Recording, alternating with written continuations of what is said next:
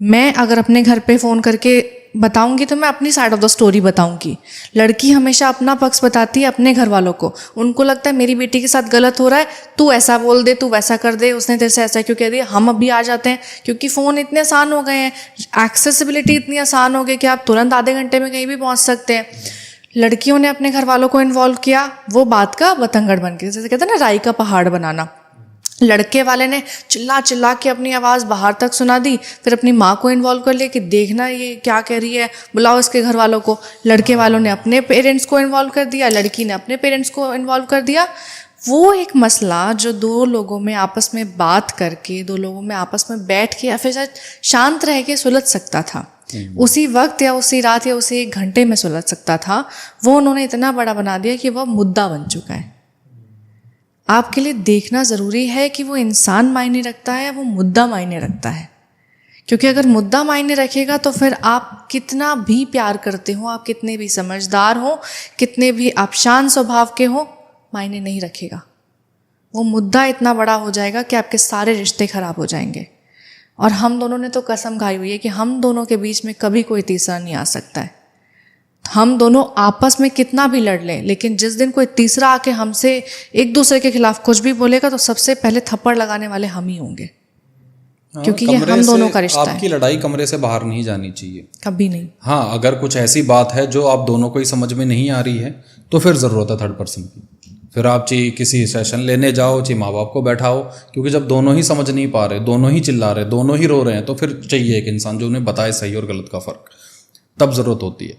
आप कितने कोट्स देखते होंगे, कितनी रील देखते होंगे कि माँ से बहुत बात करती तलाक। 80, मैं कहता हूँ 90% बोल देता हूँ लोग। आधे ज़्यादा डाइवोर्स का रीज़न माँ है, ये है हकीकत। मैं गलत भी हो सकता हूँ लेकिन मुझे ये लगता है, सिंपल सा है।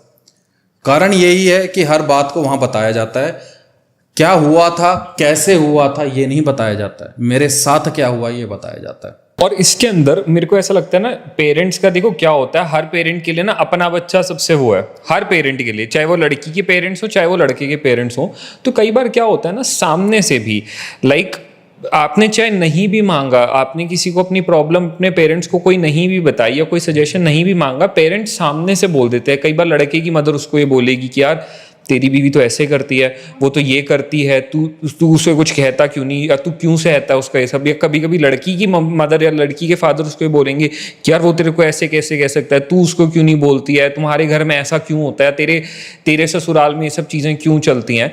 तो क्या जब पेरेंट्स आपको ये सब ऐसा कुछ बोले उस टाइम पे हमें उन्हें रोकना चाहिए? हाँ, क्या करना चाहिए? What's the right thing? उन्हें रोकना चाहिए, बिल्कुल रोकना चाहिए। मैं अपना एग्जांपल देती हूँ।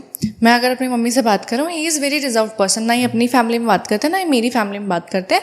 मतलब ओकेजनली हालचाल पूछ लिया, या फिर मतलब मुझे इंटरफेयर पसंद ड्यूरिंग द कॉल अगर ये बीच में कहीं आ गए हैं तो मतलब वीडियो कॉल्स पे ज़्यादातर बात होती है, तो ये है हाय हेलो करके निकल जाएंगे। Is a very introvert reserve person, बहुत कम बात करते हैं।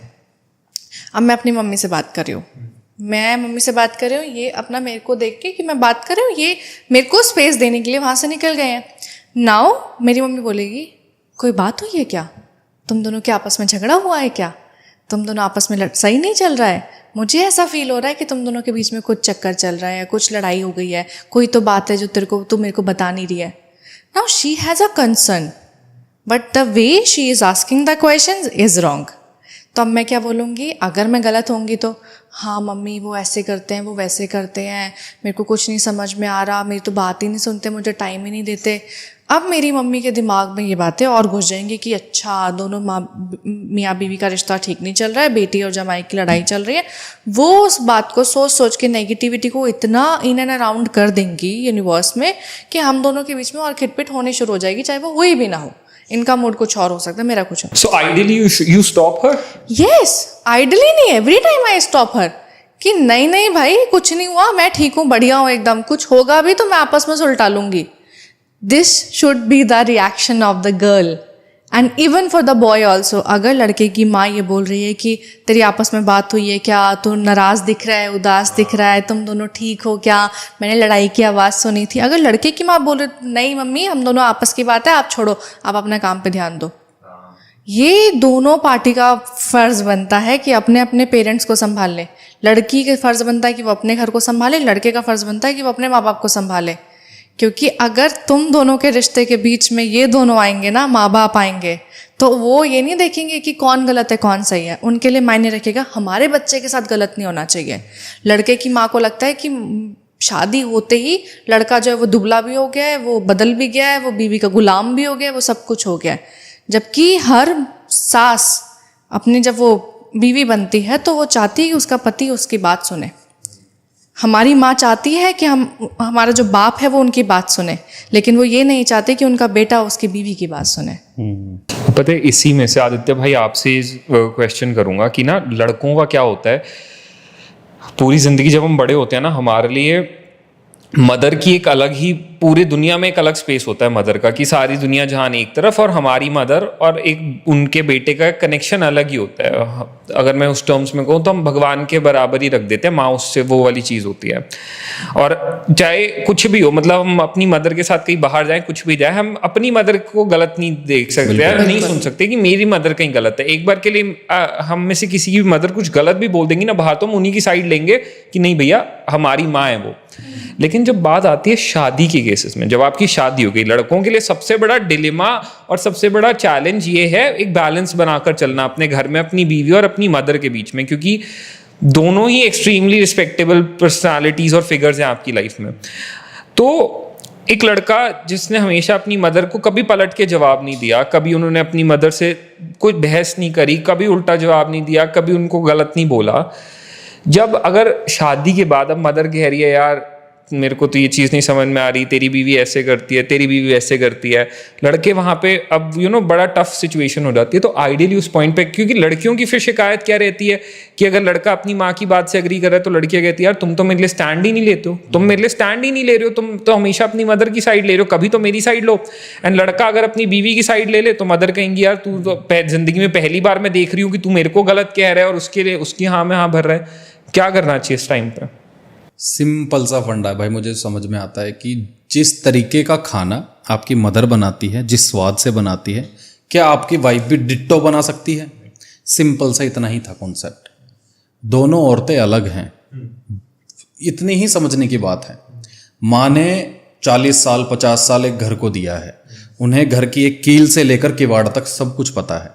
एक नई औरत घर में आई जिसे ये भी नहीं पता कि घर में बटन कहाँ रखा हुआ है, ड्रॉर कैसे खुलती है। जब वो हर चीज़ बार बार पूछती है ना, तो इरिटेशन पैदा हो जाती है।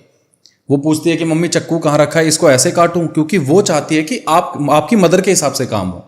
कभी भी देखना, जब एक लड़की नई नई किचन में आती है तो वो चाहती है कि मैं अपनी सास को खुश कर दूं, मैं बुरी ना बनूं, मतलब कोई गलती ना नजर आए ना, सास ससुर को खुश कर दूं, पति भी खुश हो जाए। तो वो चाहती है कि आप जो लड़के की फैमिली उनके हिसाब से हर चीज़ें मैं करूं।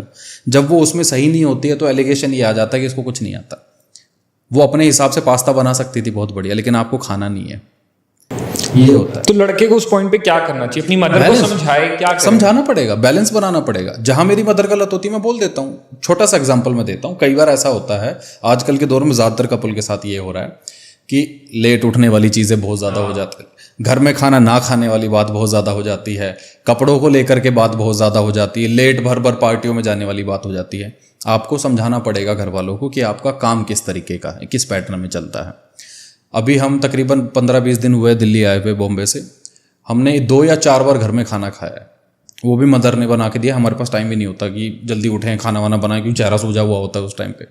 मेरी मदर कहती है बेटा तुम अपना काम करो, मैं बनाती हूँ, यही तो उम्र है कमाने की, अपना कमाओ खाओ, ठीक है मैं बना दूंगी। इतनी सी थी, क्योंकि मेरी माँ को पता है कि दोनों शांत है, दोनों अपना काम करें। मेरी माँ के लिए मायने रखता है कि दोनों के चेहरे पे हंसी होनी चाहिए। जब तक, मेरी माँ हमेशा एक लाइन कहती, जब तक मेरे पाँव चल रहे बेटा मैं करके दूंगी, जिस दिन बंद हो जाएंगे उस दिन तुम करके दे देना। हमसे जितना बन पा रहा है, जितना हमसे बन पा रहा है हम उनके लिए कर रहे हैं। समझाना पड़ेगा, ये लड़के का काम होता है। शादी के बाद एक लड़के का काम होता है माँ को ये समझाना कि वो कितना ज़रूरी है, उसकी लाइफ कितनी ज़रूरी है, उसके रहन सहन का तरीका कितना ज़रूरी है, और वो कब कब बदलेगी, किस तरीके से बदलेगी। और वाइफ को ये समझाना ज़रूरी है कि जो माँ इस घर में रह रही है वो 40-50 साल से रह रही है, उसने हर चीज़ को अपने हाथों से लीपा हुआ है, हर चीज़, हर कील अपने हिसाब से ठोकी हुई है। तुम उस कील को हिलाने जाओगे तो दर्द तो होगा, पर बैठ के समझाओ, सिंपल सी चीज़ होती है। यही है। तो गाइस हमने शादी पे इतनी चीज़ें डिस्कस करी, तो मेरे को ये बताओ कि अब फाइनली आप लोगों के हिसाब से क्या कुछ बेसिक चीज़ें एक शादीशुदा कपल को करनी चाहिए जिससे ना ये डिवोर्स जैसी चीज़ें कभी बातचीत में आए ही ना, क्या करना चाहिए? पहले आप बोलो। मुझे तो भाई सबसे पहली चीज़ लगती है कि थर्ड पर्सन को गायब करो। आजकल लोग साथ नहीं सलाह बहुत देते हैं, है ना। बहुत ज़्यादा आ गए हैं लोग कि वाइफ कहीं जाके बैठ जाए 2 मिनट के लिए, चेहरा सूझ जाओ, थर्ड पर्सन आके तुरंत कोई सहेली हो, चाहे बाप हो, चाहे बेटी हो, कोई भी XY जड़ा के बोलता है क्या हुआ, ऐसा हो गया। उसी टाइम पे अगर आपको रोकने की हिम्मत है, उस दिन आपका रिश्ता सही हो जाएगा। तीसरे इंसान की सुननी बंद कर दो, सबसे पहला फंडा यही है। लोग बड़ी राय ले लेते हैं जा जाके फ़ोन कर करके, जो मदर वाला भी बीच में आ गया था, नहीं होना चाहिए। सोशल मीडिया अपनी लाइफ से गायब कर दो। दूसरे क्या डाल रहे हैं वो छोड़ दो, वो सोशल मीडिया है। हर चीज़ हम भी अच्छी नहीं दिखाते हैं। मैं अगर आजकल AI बड़ा आ गया, वो साड़ियाँ पहनाने लग गया, देखा होगा ना आपने, देख लो ये हो रहा है। अब वो देख देख के आप अपने घर में उतारना चाहोगे, नहीं होता है। हर किसी का घर अलग होता है, हर किसी का मन अलग होता है, हर किसी की नीयत अलग होती है। आपके हिसाब से चीज़ें नहीं होंगी, सिंपल सा है। तो ये मुझे समझ में आता है। शादी में सबसे ज़्यादा ज़रूरी है नीयत। करने से पहले और करने के बाद आपकी नीयत अच्छी होनी चाहिए। नीयत उस रिश्ते को निभाने की होनी चाहिए, शादी को निभाने की होनी चाहिए। उतार और चढ़ाव ज़िंदगी में आते हैं, रिश्ते में आते हैं, परिवार में आते हैं।